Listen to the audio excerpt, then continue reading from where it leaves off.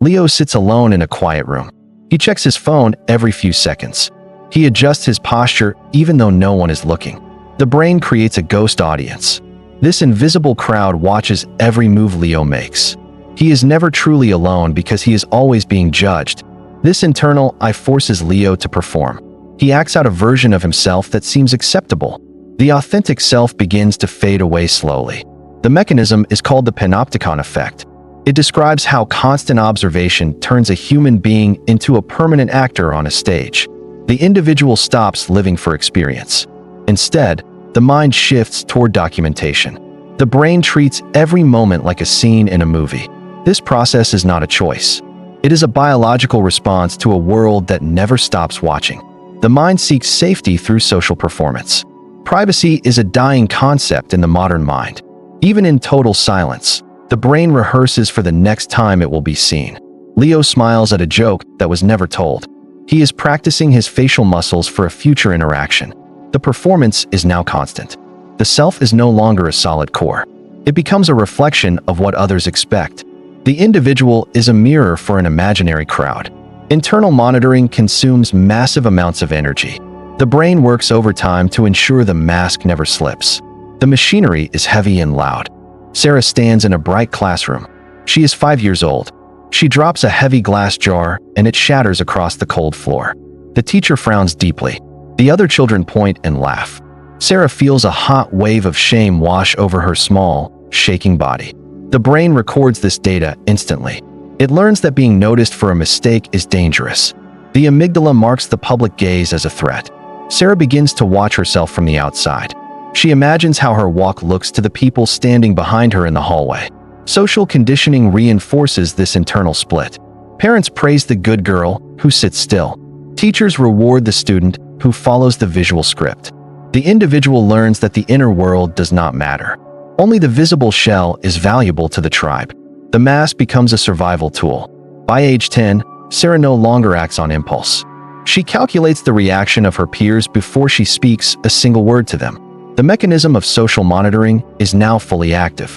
The brain creates a map of social rewards. It avoids any behavior that causes friction. Identity starts as a series of experiments. The child tries on a personality and waits for the feedback. Positive signals cement the fake traits. Eventually, the original Sarah is buried under layers of expectations. She does not know who she is without an audience to guide her actions. The nervous system adapts to the pressure. It treats social rejection like physical pain. To be seen incorrectly is to be at great risk. The brain builds a complex surveillance system. It tracks eye contact, tone of voice, and body language. The machinery is now a permanent fixture. Observation is the sculptor of the personality. Every look from a stranger carves away a piece of the raw self until only stone remains. The child becomes a professional observer of the self. This is the birth of the fractured identity. The person becomes a project for others. If this is already making sense to you, it means you're starting to notice patterns most people never see. Subscribe, and let's keep exploring how the mind really works. Now, this is where things start to get uncomfortable. Mark walks into a crowded coffee shop. He does not think about his hands. Yet, they move to his pockets in a practiced motion. He orders a drink with a voice that is not his own. It is a voice he designed to sound calm and very capable. The brain has turned his social mask into a reflex. It no longer requires a conscious decision to hide the true, shaking self. This is called automaticity. The neural pathways for performance are like a well-worn path in a dark forest. The feet follow it without light. Mark believes he is being himself. He does not see the invisible script he follows. The mind hides the effort to save mental energy.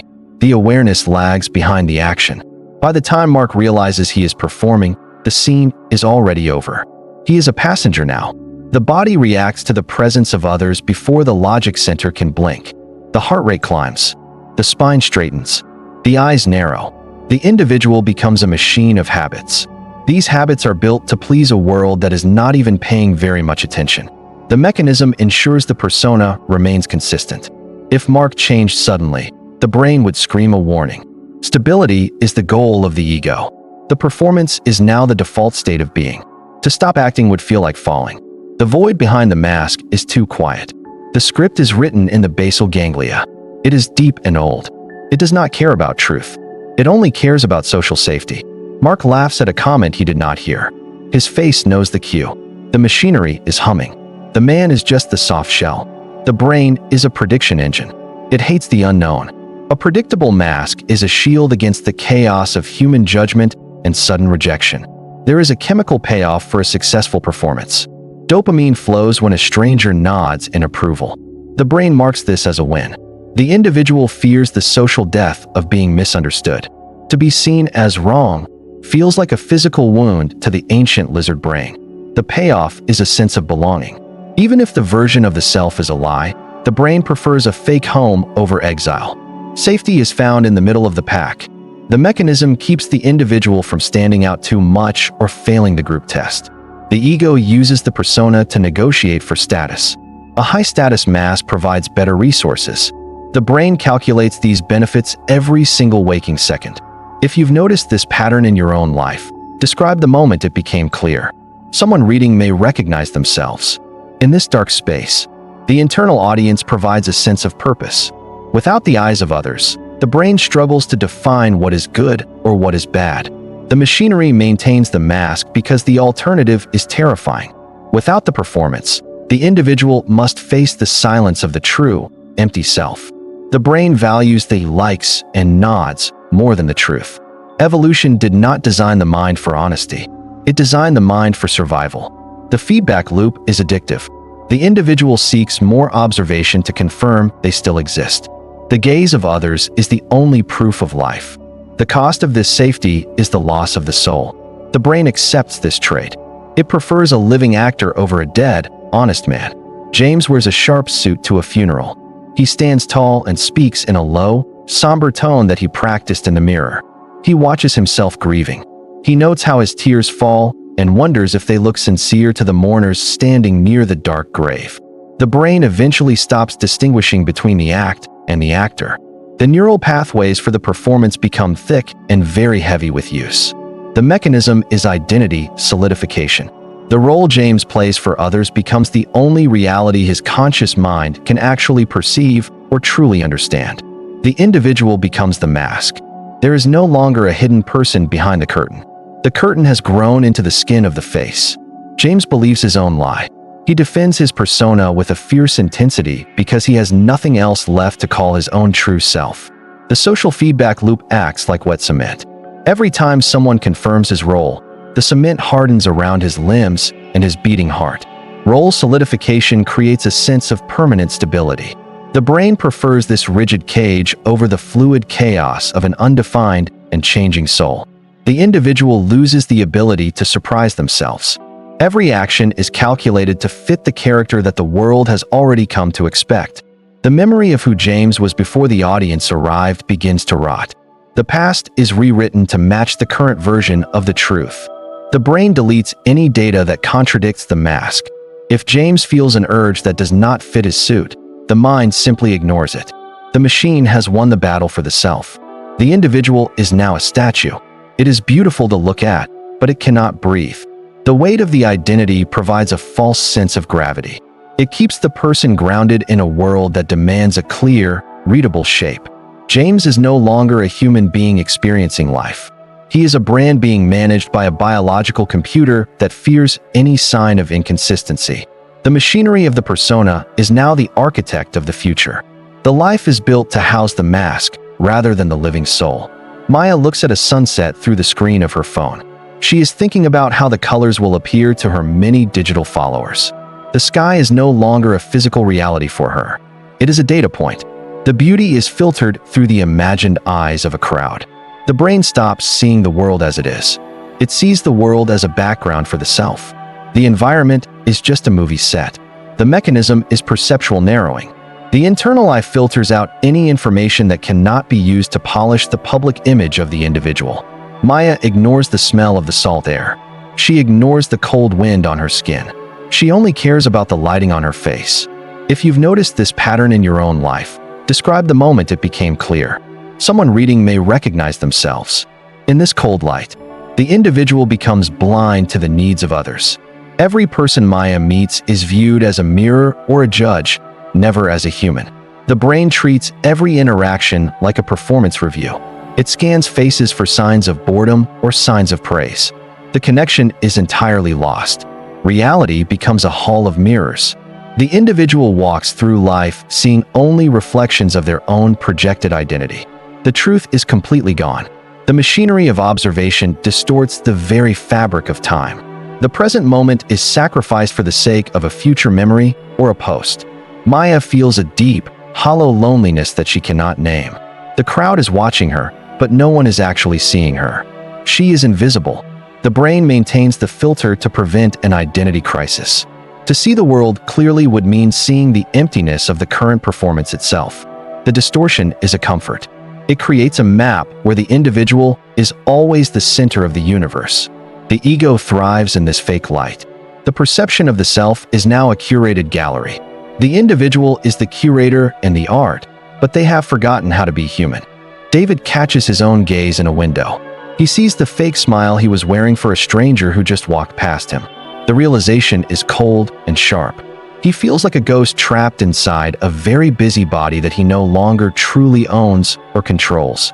The brain begins to track the tracking. This meta-awareness creates a thin crack in the heavy mask that David has worn for many long years. The mechanism is called cognitive decoupling. The observer inside the mind separates from the actor on the stage for a very brief, quiet moment. David notices the tension in his jaw. He notices how his words are chosen to please a person he does not even like or respect. The individual does not change the behavior yet. They simply watch the machinery work with a new sense of profound and unsettling clinical detachment. Awareness acts like a bright light in a dark theater. It reveals the ropes, the pulleys, and the tired actors waiting for their next big cue. The brain feels a surge of anxiety. Without the blind belief in the mask, the ego feels naked and exposed to the harsh, judgmental world. The individual sees the prison they built. They see how every yes was a lie and every no was silenced by the fear of being seen. There is no resolution in this state. The person is simply aware of the cage. The door is visible, but the legs are still very heavy. The perspective shift is permanent. Once the eye sees the puppet strings, it can never unsee them again. The magic of the play is dead. David continues to walk. He continues to smile. But now he knows he is smiling because his brain is afraid of the quiet, dark void. The machinery hums louder to drown out the silence. The mind tries to distract itself from the truth of its own deep and hollow performance. Awareness is the first step toward a collapse. It is the moment the individual realizes they are the one holding the whip over themselves. The mind is a witness to its own decay. It watches the self struggle to find a single spark of something that is actually very real. Elena knows she is performing for her friends. She hears her own voice sounding too high and too happy during the expensive Sunday brunch. She hates the sound. Yet, the high voice continues to speak the scripted lines that her brain has already prepared for this specific social event. The mechanism is the behavioral loop. Knowledge of the trap does not mean the animal can simply walk out of the metal teeth of it. The neural pathways are too deep to change with a single thought. The body follows the old map, even when the mind knows it is wrong. Elena feels like a pilot watching a plane crash from the cockpit. She can see the ground coming, but the controls are completely frozen and stuck. The individual experiences a split in the psyche. One part is the actor. The other part is the critic who hates every single second of it. The brain treats the awareness as just another layer of the performance. It starts to perform being aware for an even smaller, more elite internal audience. The loop is a closed system. The more Elena tries to be authentic, the more she realizes that authenticity is just another mask she is wearing. The machinery of the mind is clever. It uses the desire for truth to build a new, more sophisticated version of the old and tired lie. Social pressure acts as a constant gravity. It pulls the individual back into the center of the habit whenever they try to step away into truth. The individual becomes exhausted by the friction. The energy required to watch the self while acting as the self is too high to maintain. Eventually, the brain seeks to go back to sleep. It wants to forget the strings so it can enjoy the play one more time in peace. The loop continues in the dark. The person remains a prisoner who has been given a clear view of the bars, but no key to open. The cycle of observation and performance is a permanent feature of the human hardware. It cannot be deleted. It can only be very slowly managed. The quiet loop is the heartbeat of the modern ego. It is the sound of a person trying to find a face that is not a mask. Arthur stands before a tall glass mirror in his bathroom. He stares into his own pupils until the face begins to look like a stranger. He tries to find a single expression that does not feel like a rehearsed pose. He realizes he has forgotten how to simply exist without eyes. The brain reaches a point of total exhaustion. The machinery of the persona has finally ground the original raw material of the human soul into dust. The mechanism is identity dissolution. The internal audience has become so loud that the quiet voice of the true self is permanently and completely silenced. Arthur touches his cheek.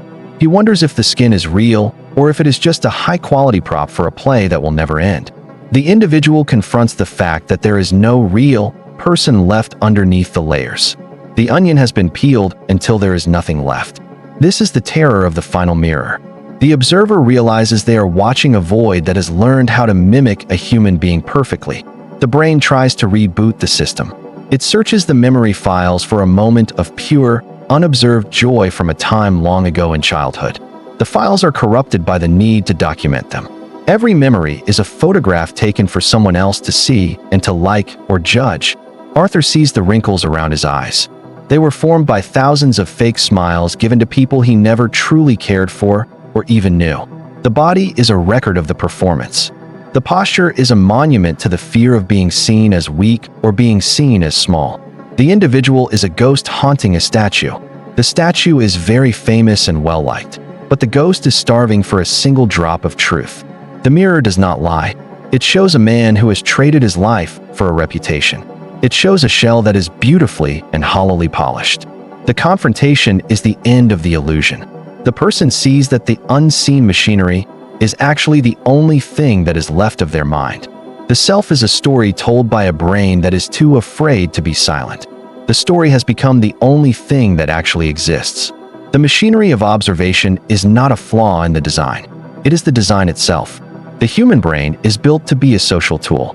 We are all Leos, Sarahs, and Arthurs.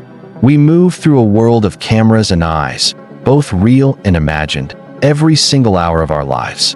The individual cannot escape the gaze. The unseen machinery will continue to hum in the background of every thought and every single physical movement. Identity is not a solid rock. It is a flickering image on a screen. It is a dance performed for a crowd that is also dancing. If you've noticed this pattern in your own life, describe the moment it became clear. Someone reading may recognize themselves. In this final echo, the question remains: if the audience disappeared forever, would there be anything left of you to stand in the quiet and the dark? The brain does not want the answer. It prefers to keep the lights on and the stage busy. The performance must go on until the end. The mechanism is running right now. You are watching yourself read these words. You are wondering how this information makes you look to your own mind. The mirror is always there. The eyes are always open. The machine never sleeps. You are being watched, especially when you think you are very alone. This is the architecture of the modern soul. It is a house made of glass in a city that never turns off the bright and blinding lights. The pattern is clear. The mechanism is exposed. But the mask is already glued to the bone. To remove it would be to remove the face. Stay curious about the gears turning behind your eyes. The more you see the machine, the less it can hide in the shadows of your ego. Describe the weight of your own mask below. Perhaps by naming the costume, you can feel the air on your skin for one brief, honest moment. There is no cure for being human. There is only the clinical study of the symptoms. We are the surgeons, and we are also the cold table.